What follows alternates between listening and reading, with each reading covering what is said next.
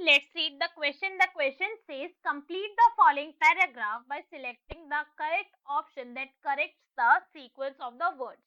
When a stimulus is applied at a site of a polarized membrane, the membrane at the site becomes freely permeable to dash ions and it causes rapid influx of dash ions leading to dash of the membrane. हमें question के अंदर क्या given है? Question के अंदर given है कि जब हमने स्टिमुलस अप्लाई करा है मेम्ब्रेन को तो क्या हुआ है? पोलराइजेशन हो जाएगा. कौन सा पोलराइजेशन होगा हमें वो बताना है. डीपोलराइजेशन होगा, रीपोलराइजेशन होगा, क्या होगा वो बताना है. एंड हमें बताना है कि कौन से आयंस के लिए जो हमारी मेम्ब्रेन है वो फ्रीली परमिएबल हो जाएगी. So now let's solve the question. सबसे पहले हम क्वेश्चन को सॉल्व करने का की कांसेप्ट देखेंगे. की कांसेप्ट क्या है हमारे क्वेश्चन को सॉल्व करने का? कि हमें एक्शन पोटेंशियल ग्राफ के बारे में पता होना चाहिए. एक्शन पोटेंशियल ग्राफ के बारे में अगर हमें पता है कि कैसा होता है ये ग्राफ, इसके अंदर क्या क्या होता है, कैसे इनफ्लक्स आता है, कैसे आउट इफ्लक्स होता है, रीपोलराइजेशन कब होती है, डीपोलराइजेशन कब होती है, तो हम क्वेश्चन को इजीली सॉल्व कर सकते हैं. So now let's see the graph. है जब भी कोई एक्शन पोटेंशियल जनरेट होती है मेम्ब्रेन के अंदर और ये क्या है वोल्टेज गिवन है हमें.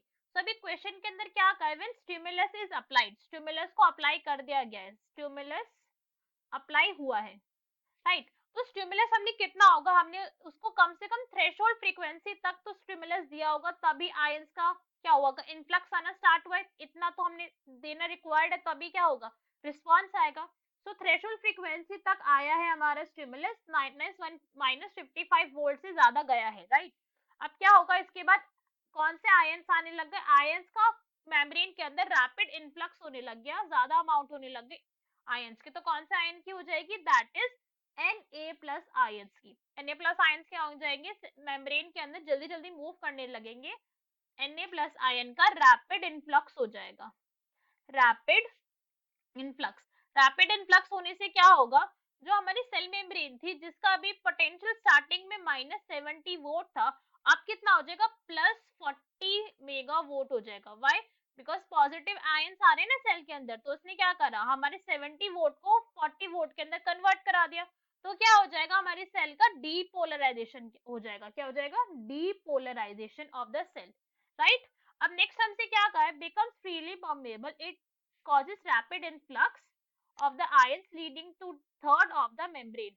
क्या हुआ, जल्दी जल्दी आयंस आए और उससे रैपिड इनफ्लक्स हो गया हमारा और डीपोलराइजेशन हो गई. तो अगर हम क्वेश्चन रीड करें तो फर्स्ट के अंदर क्या आएगा, stimulus applied at the site of polarised membrane, the membrane at the site become freely permeable to, कौन से आयन की हुई, Na आयन की हुई थी. तो फर्स्ट तो हमारा N आयन हो गया.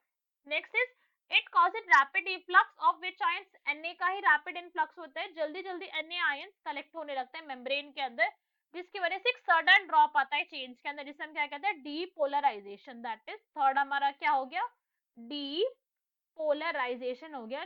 जो मेम्ब्रेन थी अब हमारी वो पॉजिटिवली चार्ज हो गई, नेगेटिवली चार्ज नहीं है.